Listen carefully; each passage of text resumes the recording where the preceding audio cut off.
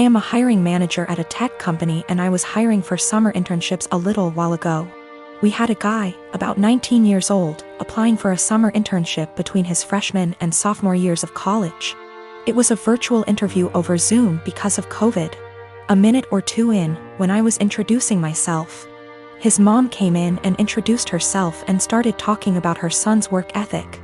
I thought it was a little strange. I said something polite about wanting to hear from him. She just didn't get the hint and kept coming into camera frame during the interview and interrupting her son to answer questions for him. I asked a few technical questions which he seemed to answer well and then cut the interview fairly short. I thought that was all over and done with until I'd gotten an email from a woman, a month later, asking about her son's application. She seemed offended he hadn't gotten an acceptance or rejection. It bothered me. I felt bad for the kid honestly. Way back when I was a teenager, my mom used to pull the same shit. But luckily she only did that when I was 15 and working for a day camp. Not when I was an adult applying for engineering jobs. But I felt like this poor kid was getting his chances ruined because his mom wasn't giving him the chance to apply on his own. I sent an email back saying I was not at liberty to send information about an application to anybody but the applicant. I also asked HR to send an email to the kid saying sorry, but we were not making him an offer. It is something we usually do, but his rejection email must have slipped through the cracks with all the COVID craziness. Anyway, after we sent that, I got a phone call from his mom. She had a forwarded copy of the email, and she was demanding answers. I said that I could not comment on the guy's performance in the interview to her as she was not the applicant. If he wanted to reach out to me, I was happy to give him some feedback. However, I could say that regardless of his performance, her presence in the interview took him out of consideration for the position. We were looking for an independent and self-driven person for the position, and for that reason, it is important to see an applicant speak for themselves, follow up themselves, etc. I also said that, as a piece of advice, every hiring manager I've met in my career who sees someone other than the applicant answering questions during an interview, following up on the applicant's behalf, etc., would also put their resume in the "do not hire" pile. Since, while the applicant may be skilled and motivated, they need the ability to demonstrate those traits themselves. She blew up at me over that, kinda cussing me out to the point where I hung up. It all began after the first month we started dating, and I don't know why I didn't end things right then and there. While I was taming a shower, he looked through all of the photos on my laptop and yelled at me cause I still had photos of me and my ex. I didn't even remember, cause I don't look at those photos and I guess I was too lazy to delete them. Also, I don't use that laptop so often since it's slow. So, yeah. I wasn't being sentimental. I've always been a nosy person and I admit I stalked his wall, his exes, even his parents, but it was all public info. I've been alone with his laptop / phone etc., but I've never ever even thought about reading his private conversations. I wouldn't do that to anyone. He doesn't care, though. He memorized my iPad password and he read everything, including some really private posts on Reddit. He yelled at me and broke up with me. He occasionally lurks in my Facebook account, because I'm dumb and I'm always like, no, he wouldn't do that again, but he always does. Today I was logged on our shared laptop and I saw in my FB app that there was some activity going on 40 minutes ago, while I was taking a shower. I looked the Chrome history, but he had deleted everything. I lost it and I started crying and he had the audacity to blame me for his trust issues and said that there is something I'm hiding, since I'm reacting this way. I tried to explain I have nothing to hide, but it's just horrible to feel uncomfortable at home. I can't even sleep properly anymore because I'm nervous if he'll decide to randomly read my messages. He scrolled maybe months of my FB searches, which is really embarrassing, and yelled at me again. He said I must be hiding something since I'm so upset. I don't hide anything, and I never gave him a reason not to trust me. Once he dumped me and I grabbed a beer with an old friend and he found out. Blamed me for cheating on him and even complained to my mother. I go to therapy every week, not only because of him, I have other issues. There was this group session and I met a boy who has similar problems to mine and I felt that finally I'd have someone outside therapy to talk to. He's not my type and I didn't like him in a romantic way. I just felt we could be friends, but my boyfriend found out we've talked once, because he was snooping again OFC. and again yelled at me. He said I was a cheater and that's why he had trust issues. I've always been faithful and I didn't deserve this. I changed all my passwords, but I'm tired of feeling uncomfortable in my own home. He went out and told me I deserve this, and he's right to invade my privacy, and I have no right to be mad.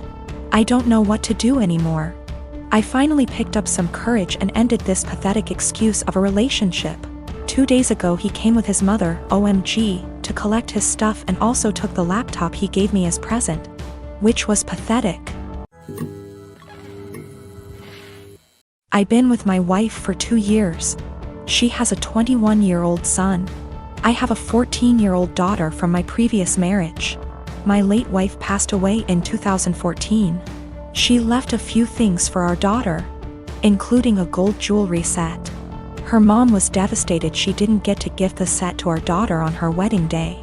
I keep it in my closet since it's expensive and my daughter is too young to have it. I'll hopefully gift it to her on her wedding. We were sitting in the kitchen when my stepson was hesitant to ask me something. We're in good terms but have our fair share of arguments. He said his fiancée was taking something from his mother's and my closet, saw the jewelry set and liked it very much. He asked if he could borrow it so his fiancée can wear it at her cousin's wedding. I found this unacceptable. I told him his fiancée had no business being in the bedroom and that the jewelry isn't mine. It's for my daughter. He asked me if my daughter will agree to let him borrow it if he talked to her. I told him not to even talk about it again. He got all pissed and said things I do not remember. When he and his fiancée were at the wedding, I discovered that the jewelry set was gone. I told my wife and we looked all over the house.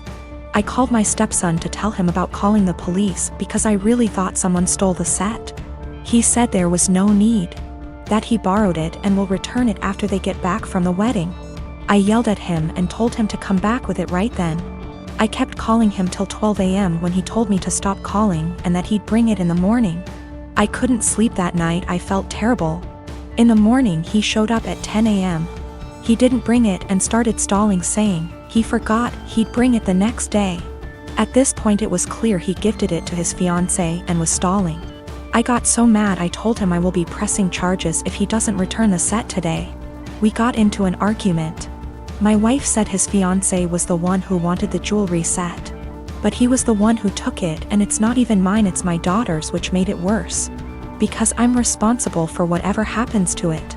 His grandparents berated me after I told them this and got mad and defended him when I said that I will be pressing charges.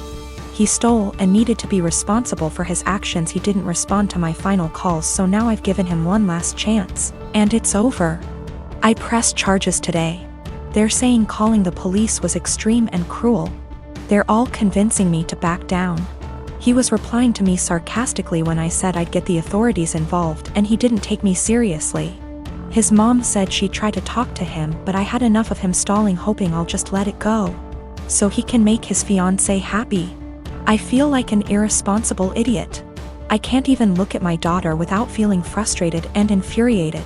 I'm hurt, but what's worse is that this is my daughter's property that I couldn't take care of. My wife allows them into the room, although I told her not to several times. They're not kids and there should be some boundaries. 8 years ago, my sister got pregnant. The father wasn't involved and my sister didn't want the baby. But she also couldn't bring herself to terminate or adopt out to strangers. She approached me and my now ex-husband and asked if we would be willing to adopt her child.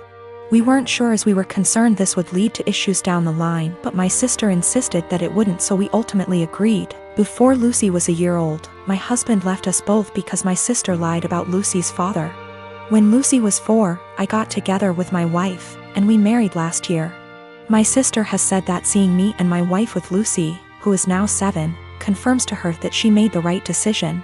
When I first adopted Lucy, my husband and I told my sister that we wanted multiple children, which she said she was fine with at the time, but now my wife and I are looking into our options and my sister objects.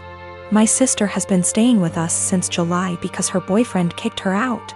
She keeps asking Lucy if she's sure she wants siblings. Lucy has said that she does, and telling us she's worried we won't be able to give Lucy what she needs, and then today happened. We had an online consultation with a fertility clinic to talk about sperm donation. We told my sister about it and asked her to keep an eye on Lucy while we talked. The Wi-Fi went randomly on and off 3 times during the session, booting us out of the call each time. The 3rd time, my wife went to check it and saw my sister holding the power cord, and Lucy trying to plug it back in. Lucy saw my wife and said, "Auntie keeps turning the Wi-Fi off." Wife plugged it back in, but we could no longer get into the session, and we got an email from the doctor saying that if the Wi-Fi is going to be this bad, then maybe we should try a more local clinic, as we can't do online consultations. When we confronted my sister, she admitted that she wants Lucy to be an only child, so she has 100% of our undivided attention, and then said in a sarcastic tone, "Forgive me for only wanting what's best for my daughter." To which we responded that Lucy isn't her daughter. Things escalated until I said that my sister should go stay with our parents, and my wife drove her to their place. Since leaving, a few hours ago, she's apologized and begged to come back, and my parents have also asked me to take her back. But I've refused. They've all called me an arsehole for kicking my own sister out after one argument, because now she's unable to get to work. No car and too far to walk, and she's back in her childhood room while at our place she had a studio to herself behind the house.